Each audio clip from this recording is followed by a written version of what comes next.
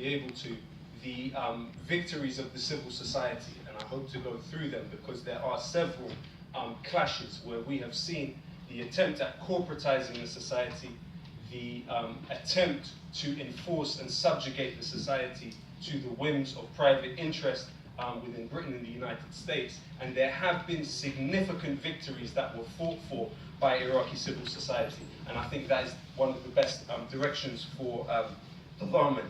And so also I wanted to talk about the struggle that is being waged here for legal reparations. It's happening in a very disparate way, but there is a real essential need for Iraqi diaspora to participate in this process as much as possible. They are already participating, but the more, the better. And then, as the point that was made earlier, the idea of claiming for asylum. This is a point when if people have the linguistic capabilities, they are needed to assist lawyers on a daily basis to help really people who have suffered absolutely the most from these massive spectacles of war. You know, an industry has been created in this country since 2003 of colonial ventriloquism, of self-orientalization amongst Iraqi generations that come from backgrounds that were in some way exiled throughout the 80s. They were in situations when jobs were waiting for them to go and work, maybe Chatham House, maybe for the British government, maybe for the United States, maybe writing articles in The Guardian, extolling the achievements of democracy, as we will get into post-2003. The important thing for us to understand is that is in no way, shape or form solidarity with Iraq. You know, we have the example of Abdul Muhsin Sa'doun in the 30s, the Prime Minister, and what were some of his last words in his suicide letter that he wrote to his son? He wrote the suicide letter in Turkish.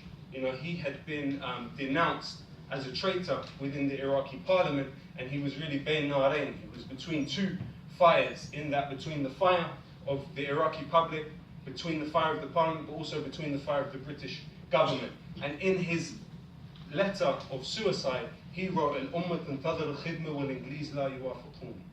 This is an important lesson for all of the diasporic Iraqis that are living here today to know that as much as you may be tempted to take part in this type of institutional, incrementally and attritionally violent solidarity, this is not solidarity with Iraq, and it is a lesson that the generations before you have learned, and you must learn also.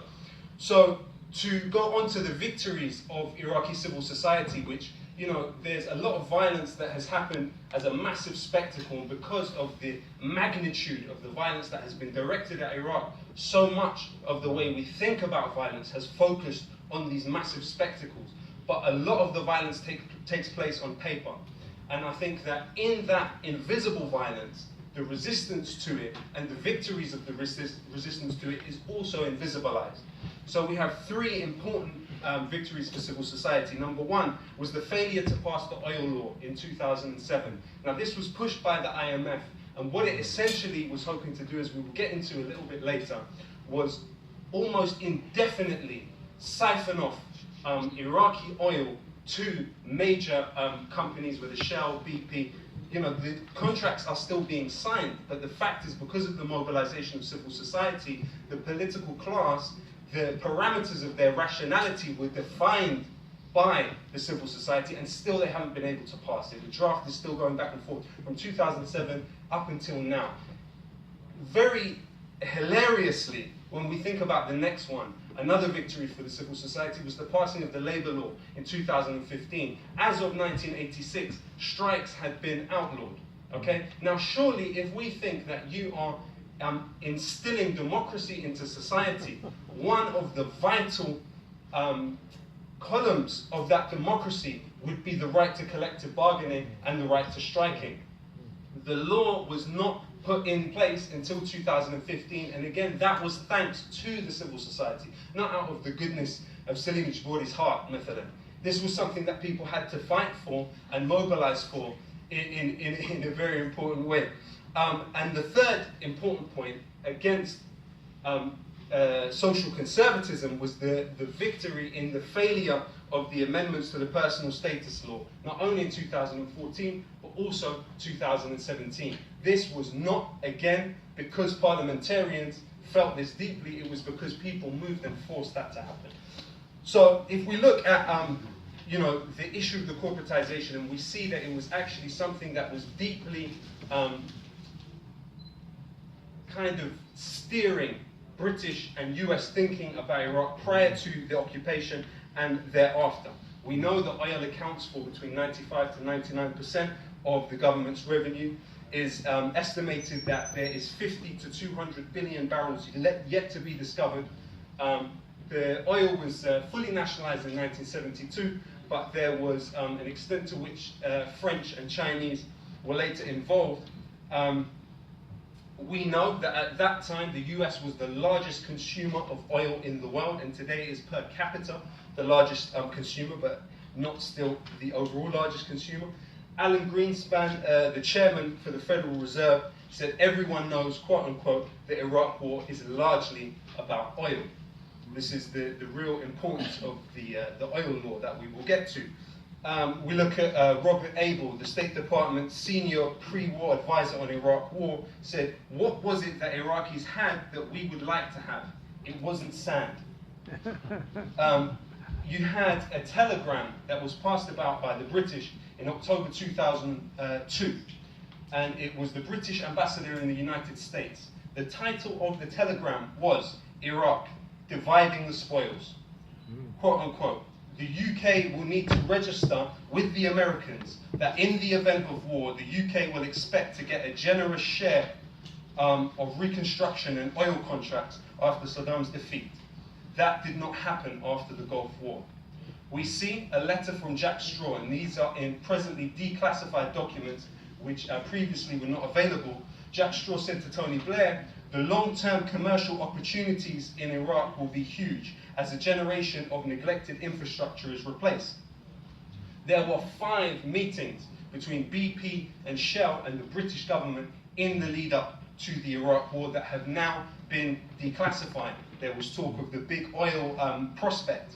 Trade Minister at the time, Baroness Simons, a Blairite and active member of the British-American project, which aimed since the 1980s to align British foreign policy with the US, had said in Parliament that Iraqi oil was the patrimony of the Iraqi people. She assured worried British companies, though, it would be difficult to justify British companies losing out in Iraq in that way if the UK had been a conspicuous supporter of the US government throughout this crisis. Both BP and Shell, prior to the declassifications of these documents, claimed that the meetings never happened. Now, the CEO of BP at that time was someone called Michael J. He met with Michael J., who was the permanent undersecretary of the Foreign Office, less than 48 hours before bombs started dropping on the 18th of March 2003. The head of BP and the most senior civil servant in the Foreign Office meeting together at this time. What were they discussing? It's important to know that of Michael J.'s 5 predecessors in that role, 4 became directors of oil and gas companies on retirement from government service. So we see this incestuous revolving door relationship between big business and important points of government. And one of the things that Dick Cheney actually told the former Russian Prime Minister was that, quote unquote, bids of those countries which cooperated with the US over Iraq would be looked at more sympathetically than those which did not. And of course, Kellogg Bruton Brown, a subsidiary of Dick Cheney's Halliburton, was awarded a $7 billion contract a week before the invasion. This is the largest no-bid contract in US history. There's a lot to go through. I don't want to take up too much time. But, the point is that we also even see, at one point, Tony Blair being rendered an ambassador to Siemens UK. So the UK branch of Siemens, the German telephone company, when he was put in a position where it seemed like the Americans were going to give a contract to General Electric. So what happened? Tony Blair was advised to proselytize for Siemens, on behalf of Siemens, to President Bush. And what happened? Within a month, the contract went to Siemens. And so this was considered a success story. This is kind of a rendering of politics as the entertainment sector of the destruction and construction petro-military industrial complex. And we're in a situation in this country where many of the campaigns that we are leading are against corporatization of British society. And at the same time, those same struggles are being waged. And it's important to build those bonds and those lines of solidarity on a horizontal level rather than on a vertical level, I would say. Now, if we look at what the main issue with the Iraq oil law of 2007 was, something within it called production sharing agreements. Now, what they are, those production sharing agreements, are situations when a multinational corporation provides capital investment in exchange for operational control. So normally those contracts will last between 25 to 40 years and sometimes indefinitely. And they contain within them something called a stabilization clause, and that guarantees investors' profits against any change in future legislation. Foreign companies will be compensated for loss of profits, quote unquote.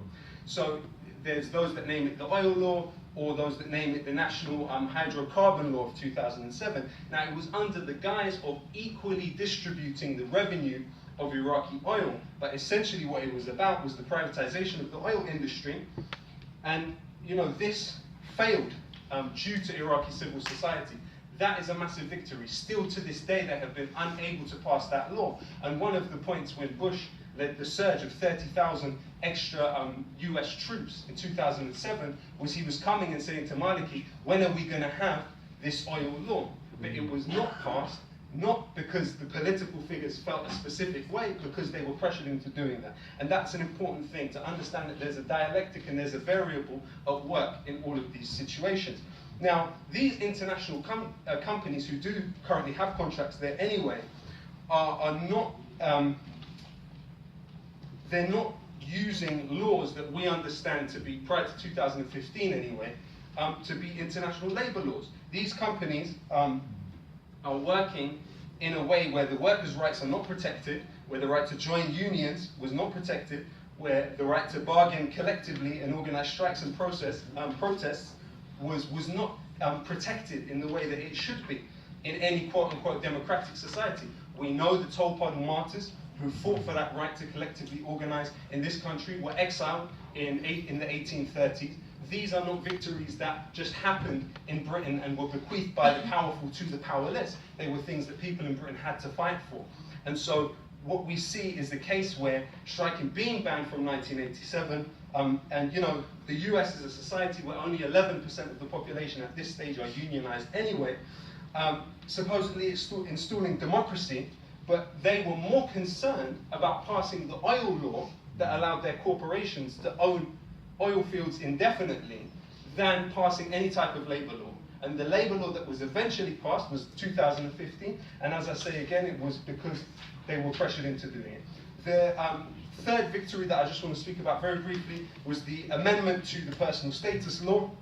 I'm sure it's elementary to most of you, I'm sure you know better than me, but the point is they were trying to put amendments in. There's a specific group, and it is a group that since '97, when the Iraq Liberation Act was passed, US Congress agreed to fund.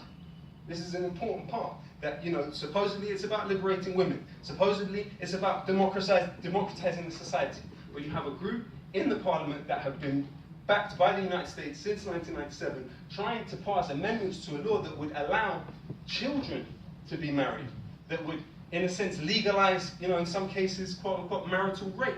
So this is, massively, massively hypocritical, to say the least. Now, the last point that I want to make, and I think an important point of Tadaman for us here, is the struggle for reparations. You have the 20 fastest growing economies in the world today, none of them being in the Western Hemisphere. You have British multinational companies still own about $1 trillion worth of African resources, from mines to oil reserves. Those companies own about 1 million square kilometers of African land. But the vestiges of the British Empire are in decline. A reconfiguring of British relationships with the rest of the world is taking place. We have the precedent of the Mau Mau, the cases where people had been tortured by the British and in some cases castrated in the 60s, winning £20 million reparations today. We have precedents that offer us a different way of looking at things. In December of last year, the International Criminal Court came saying they're looking at war crimes committed by British soldiers against Iraqi detainees. The chief prosecutor of the ICC said there is a reasonable basis to say British soldiers unlawfully killed prisoners and committed the war crimes of willful killing, torture and inhumane treatment, outrages upon personal dignity, and rape or other forms of sexual violence. Now, there is a danger of these types of campaigns being appropriated, because when we look at who they're being dealt with on the Iraqi government side of it, there are unsavory characters that were involved intimately in that stage of the occupation that it seems to be dealing with it. You know, the British government themselves even set up Iraq Historic Allegations Team, and they were funded to the tune of £60 million, but they were shut down with zero prosecution because of a lack of professionalism. So it's in this way that we see this industry developing off the back of it for projects which are never finished. Contracts are signed, people are taking the money, and the projects are never finished. Of course, the Chilcot inquiry concluded military action was not a last resort. There was no imminent threat from Saddam Hussein, and WMD was presented with certainty that was not justified. These are things which can be built upon and must be built upon. You know, we look at the struggle of someone like Phil Shiner, who was disbarred, you know, and we could really consider him in some way a victim of the war of 2003. You know, because of the way that he was working so hard to try and bring these cases against the British government and win this money for people that had lost families, had lost family members or been tortured or mistreated. Now, we also know that in addition to 330 claims, there's been 330 claims that have been settled out of court by the Ministry of Defence in this country, paying out £22 million, and this was by the end of 2016. There is huge space for us to move in this regard.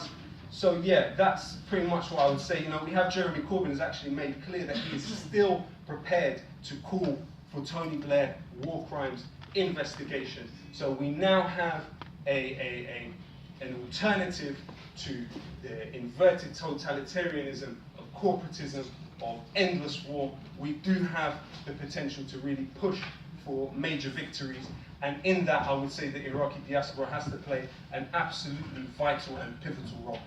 Thank you very much.